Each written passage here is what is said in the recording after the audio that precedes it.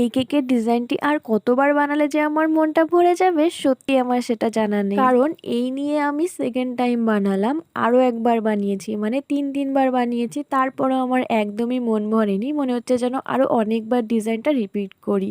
মানে ভীষণ ভালো লাগে ডিজাইনটা করতে। আর সব থেকে বড় কথা, কাজটি করার পর আমি তোমাদের কাছ থেকেও অনেক ভালোবাসা পেয়েছি। আর কেকের মধ্যে এই ধরনের ফুলগুলো করতে না আমার ভীষণ ভালো লাগে। আর হ্যাঁ, যেহেতু আগের বার আমি তোমাদের সাথে পুরো ডেকোরেশনটা শেয়ার করতে পারিনি, তো এইবার কিন্তু আমি মনে রেখে তোমাদের সাথে পুরো ডেকোরেশনটা শেয়ার করে দিলাম। আসলে প্রথমবার যখন এই কেকটি বানিয়েছিলাম তখন না অনেকটা কনফিউশনের মধ্যে ছিলাম, সে কারণে না তোমাদের সাথে পুরো ডেকোরেশনটা শেয়ার করা হয়ে ওঠেনি। যাই হোক, তো এবার তো শেয়ার করতে পেরেছি, এটাই আমার কাছে অনেক বড় ব্যাপার।